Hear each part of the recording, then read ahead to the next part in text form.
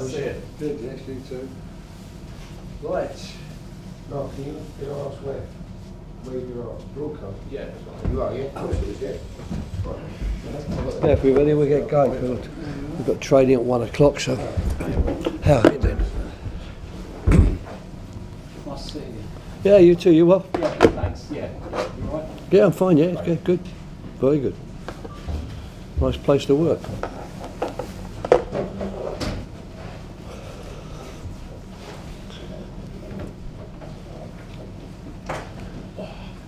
Just a reminder, no live tweeting during it. For people that sometimes not regulars here. All cameras okay? You good? All right then, Michael. Thank you very much. Okay. Hi, Roy. Michael. Team news, good news on Josh King? Well, he hasn't trained yet. He's going to join us in training this morning, as is Willie Kong.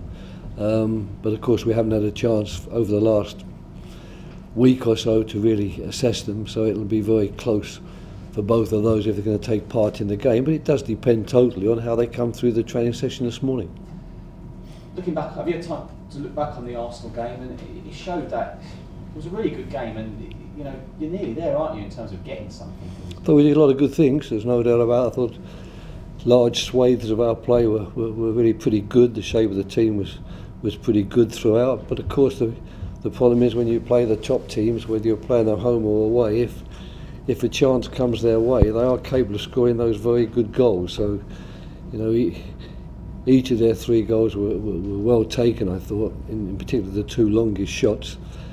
You know, you can be lucky in those situations. You can make a slight mistake somewhere and a shooting opportunity occurs for the opposition, but they don't always smash it into the back of the net. But I thought if we could see the game globally, I thought the team did pretty well against a strong opponent, and I think it does give us a few things to take forward into the coming games.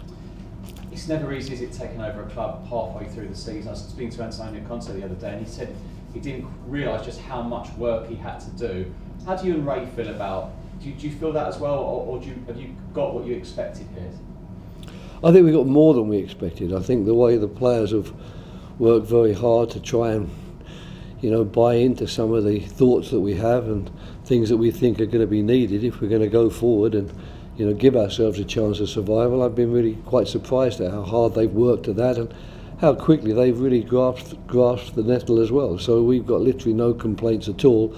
The big problem, of course, is getting that situation where you turn a decent performance into 3 points, and on more than one occasion we found ourselves giving what we think is a more than decent performance, but it's not led to points, and there you are, you're back with the old dilemma. You know you need performances to get points, but you're still really hoping for that wonderful day that comes when the performance is perhaps lacking but the points are there. There seems to be pressure whenever a team's at home in the Premier League, and there was a reaction with the crowd in terms of substitution, but also is it for you to say as well, look, I've been here a long time in management, I know what I'm doing, and also I've got a big squad here now? I think the crowd were pretty supportive. Obviously they have put up probably ideas that when a board goes up, they think the guy that they think should be substituted is going to come off. So if you don't take that person, you take somebody else, you know, you risk a reaction. It's happened on, I can't remember many places where I've worked where there hasn't been that sort of reaction at one time or another. And to be fair, Lowe's has done very well for us. I don't think he played as well on Sunday as he could, but that wasn't the reason we took him off. That was for, you know, just to get some fresh legs in his position by a fellow who plays in his position. So I can understand those things, but I thought throughout the game the crowd were actually very good, very supportive. As we pushed towards the end of the game, they were really trying to will us over the line, and you can't ask much more than that from a team which isn't near the bottom of the league or at the bottom of the league, and what's more, a team that hasn't won any home games. So we haven't given them much to shout about these last 3 months. And people say you've got to win your home games, but it's not always true, is it? Because you've got a couple of away games coming up now, and it might be a good thing. You never know. Well, you've got to win games. That's what, you know, people, well, you know, there isn't that much to say in football when it boils down to the bottom line. There isn't such an awful lot to say.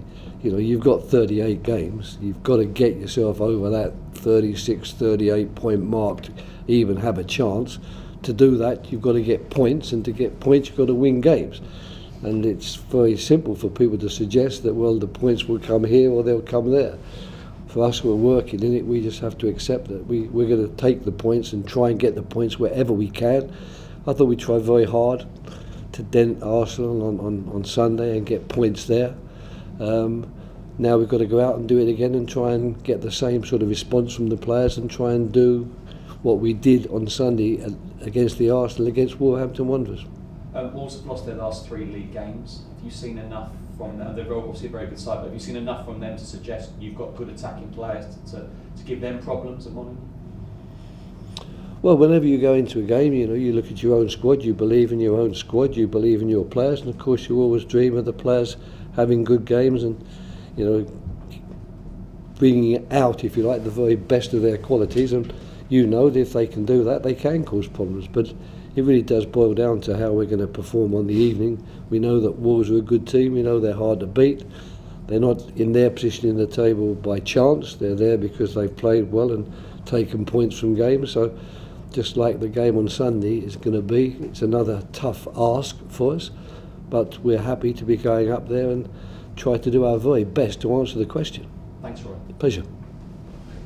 Hi Roy, good afternoon. Afternoon.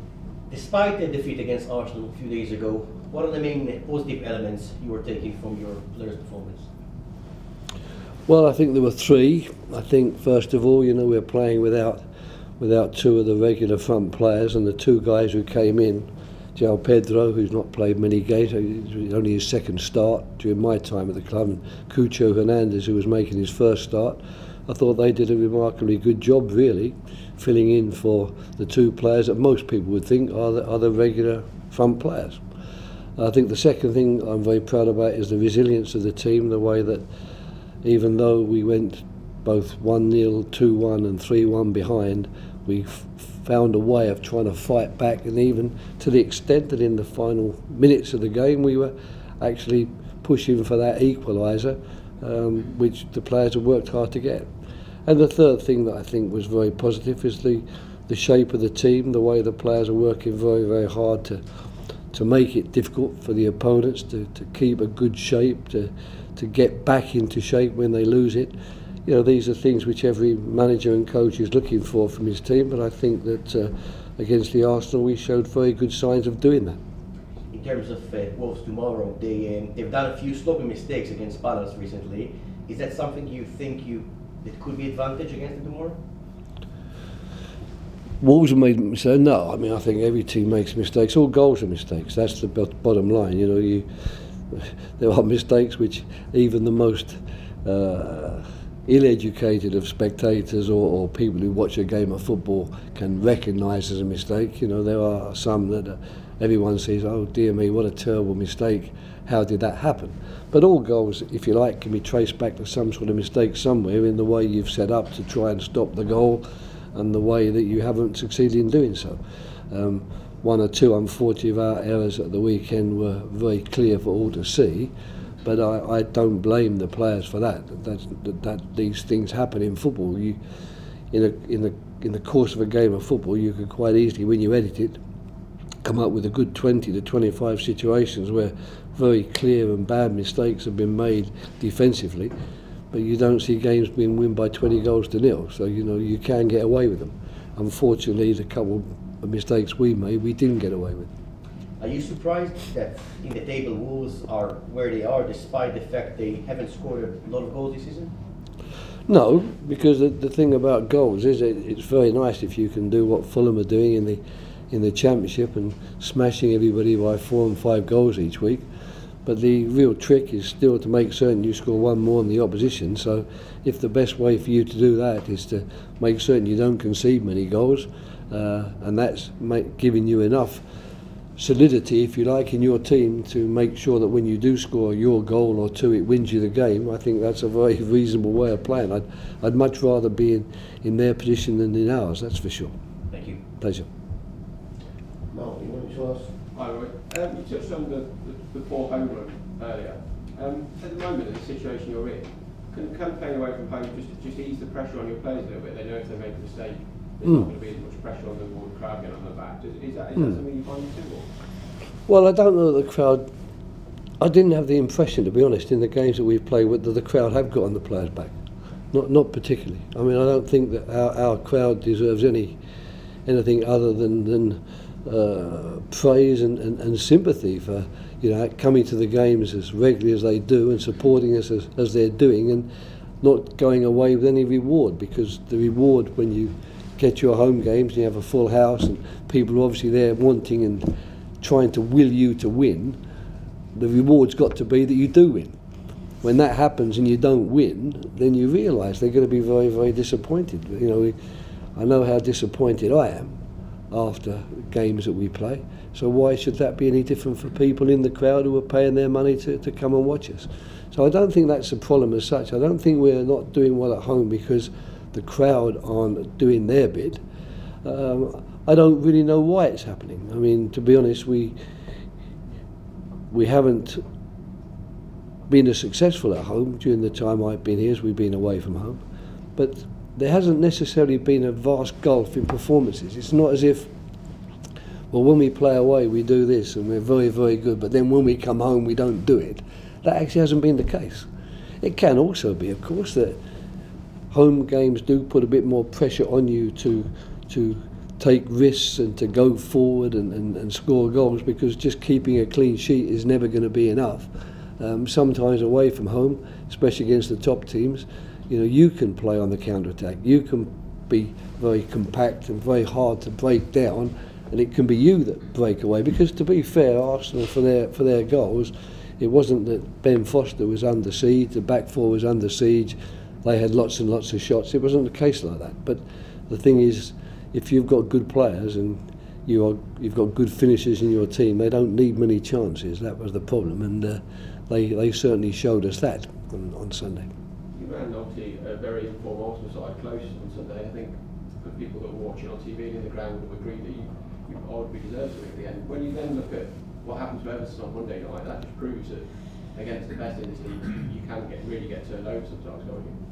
Oh yeah, you can. You can even be unlucky, because, you know, another very close game, in actual fact, was the 4-1 defeat against Crystal Palace, because up until about the 83rd, 84th minute, 2-1, with us, you know, still trying to do our level best to get that equaliser, and suddenly you concede those 2 goals in the last few minutes.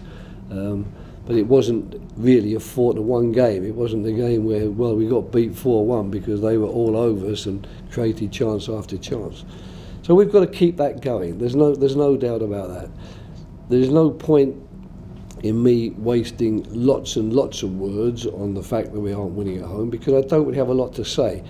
If I really could truthfully say, well, what we've got to do at home is this, which is very different to what we've been doing away, I would say it, but it isn't. You know, we've set up, we've worked as hard, we've been in the same sort of shape away and at home, but unfortunately at home we've fallen foul actually of a few very good goals at the wrong moments, and we found ourselves having to fight back from losing positions all the time. And you've got 11 games left now. When do you enter the realm of must-wins, do you think, or are you already there? Yeah, well, I mean, what is a must-win? I mean, that's the bottom line. You never know. I mean, the simple answer to the question is when there's not enough games and points left for you to get yourself out of the relegation zone. That's the simple answer. We certainly aren't there yet, and I think it is important to keep faith. And I must say, remembering back to those Fulham days where things looked really, really bleak with us with 4 games to go, I thought the crowd and the club were very, very good in what they called keeping the faith. To be honest, I don't know what faith we'd given them, but they decided whatever it was, they were going to keep it, and as a result, you know, their faith, I suppose, and their help did pull us through. Although 2 of the wins were away from home, and I think about it, so I suppose you could doubt that factually. Thank you. Okay, that's the end of the broadcast section. Guys, some cameras.